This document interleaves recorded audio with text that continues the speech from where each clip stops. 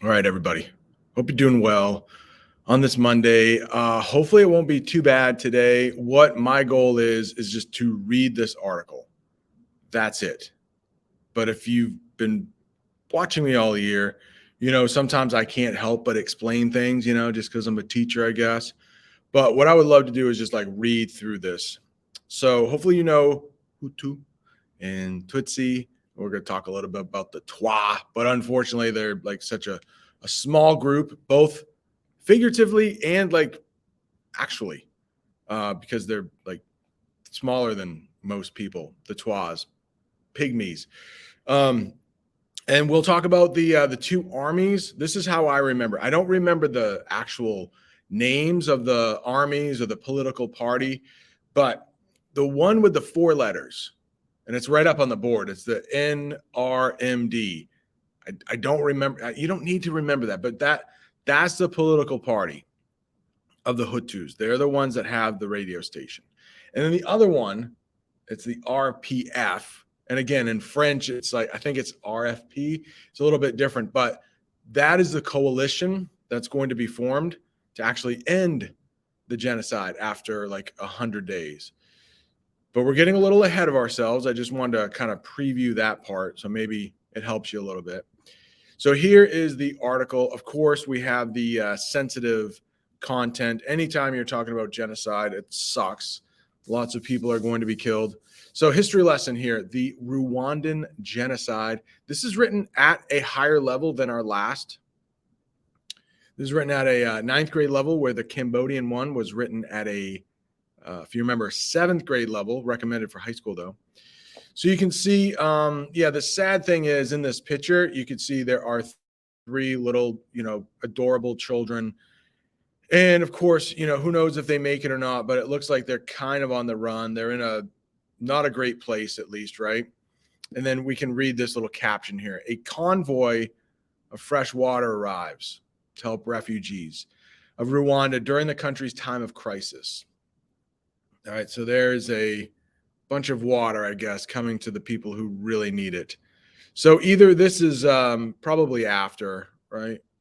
Yeah, probably after so these poor little kids, they're probably, maybe not my age right now, but they're probably in their 30s right now. If they're still around, and they probably saw some horrible things, unfortunately. All right, so let's start reading this. In 1994, the Rwandan genocide lasted for 100 days. During this period, members of Rwanda's Hutu ethnic majority murdered as many as 800,000 people, mostly of the Tutsi minority. The genocide was started by Hutu nationalists in the capital of Kigali. Nationalist is not one word that let's just make a note. I'm trying to read. It won't last, will it? I'm trying to just read through this, but nationalist, that's a good word to know. Let's save that for later. It then spread throughout the country with shocking speed and brutality as local officials and the Hutu power government urged ordinary citizens to take up arms against their neighbors. By the time the Tutsi-led Rwandese Patriotic Front, that's the one that comes and saves everybody, gained control of the country through a military offensive in early July, hundreds of thousands of Rwandans were dead. 2 million refugees, mainly Hutus, fled Rwanda, worsening what was already a full-blown crisis. All right, so that's the RPF. Rwandan ethnic tensions. By the early 1900s, Rwanda, small country with an overwhelmingly agricultural economy, so hopefully you know that right there. I'm just reading, right? Not even, had one of the highest population densities in Africa. About 85% of its population was Hutu. The rest were Tutsis, along with a small number of Twa, a group indigenous to the Rwandan region. Rwanda was part of German East Africa from 1897 to 1918, and then became a Belgian colony. The ruling Belgians favored the minority Tutsis over the Hutus, which created tension between the two groups. These tensions exploded into violence even before Rwanda gained its independence. Remember, there was about 50 years of tension, civil war, and you can see Rwanda We've talked about where it is on the map in Africa. Kigali is the capital. Burundi is almost like that sister country there. Map of Rwanda created by the United Nations Office for the Coordination of Humanitarian Affairs. There it is. Hutu Revolution in 1959 forced as many as 330,000 Tutsis to flee the country, making them an even smaller minority. By early 1991, victorious Hutus had forced Rwanda's Tutsi king to leave the country and then declared the country a republic. Belgium officially granted independence to Rwanda in July 1962. So that's going to be a good 30 years before the genocide actually happens. Ethnically motivated violence continued in the years following independence. In 1973, a military group installed military general, I will not say this name correctly, but there it is, a moderate Hutu. And we talked about moderate. So we're not, okay, just the sole leader of Rwandan government for the next 2 decades, Huramina, founded a new political party. That is the one with the 4 letters right here. National Revolutionary Movement for Development. So this is, Nazis probably too strong. I don't know, maybe, but it's kind of like that. He was elected president in 1978 and reelected 1983 and 1988 when he was the sole candidate. So how fair are these elections? Who knows? I don't know. He's the only candidate, but he's a moderate at least. He's not an extremist. All right, back to the article. Let's keep reading. Try not to talk too much. In 1990, forces of the Rwandese Patriotic Front, so one of the 3 letters, consisting mostly of Tutsi refugees, invaded Rwanda from Uganda. President H accused Tutsi residents of being RPF accomplices and arrested hundreds of them. Between 1990 and 1993, government officials directed massacres of the Tutsis, killing hundreds. Ceasefire in these hostilities led to negotiations between the government and the RPF in 1992.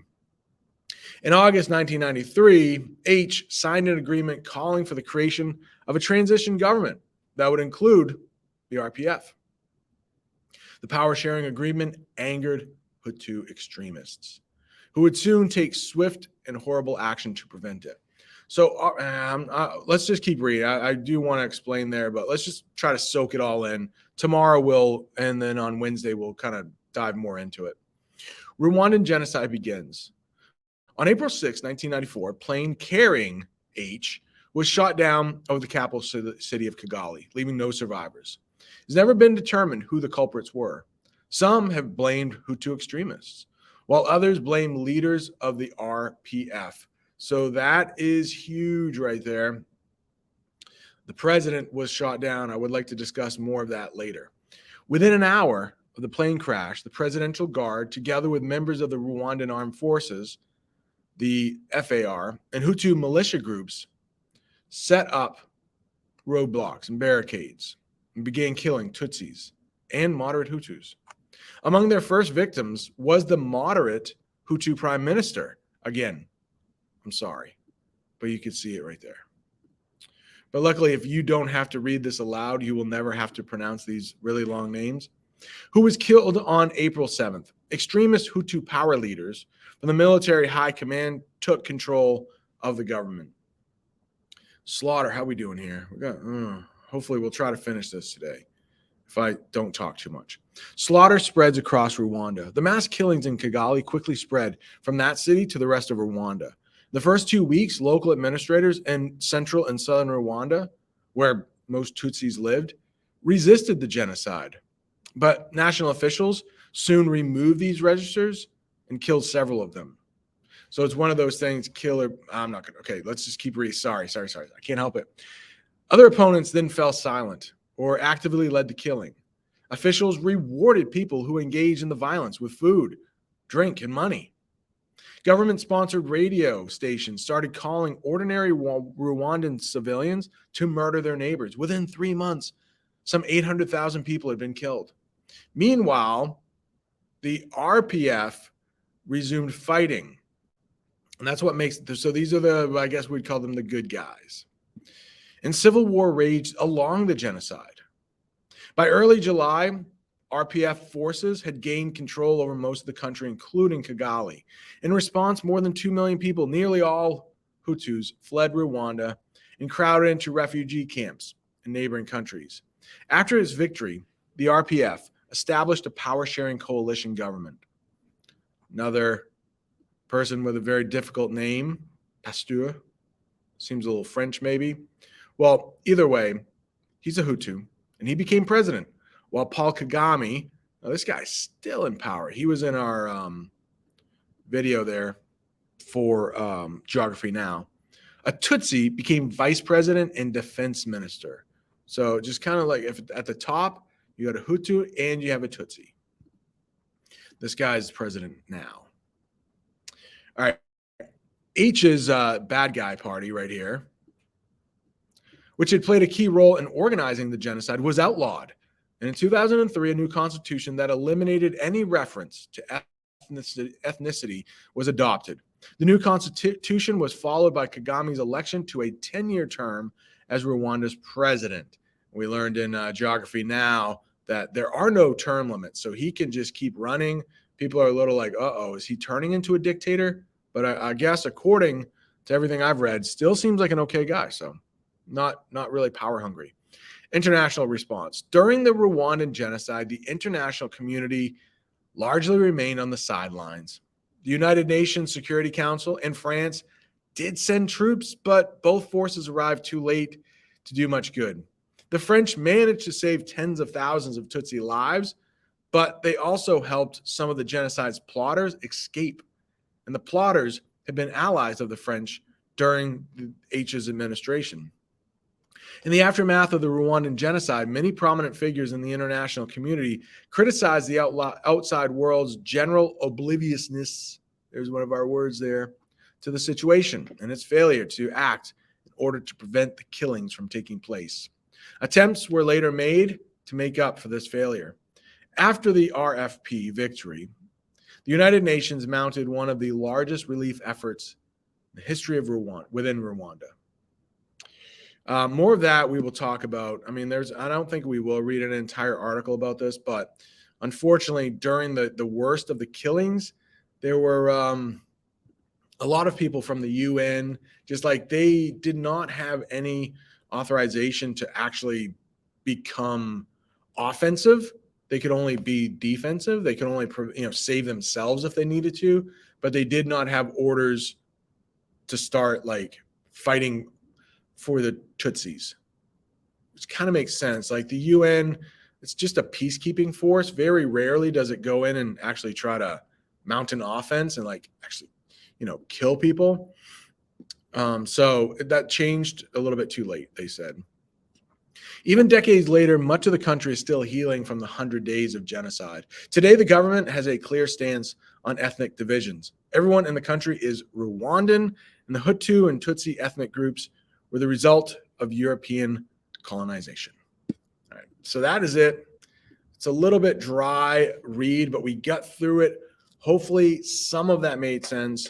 In the next couple of days, we will dive into a couple of those pieces, talk about more of the government piece, definitely want to talk more about the plane being shot down, who was responsible for it.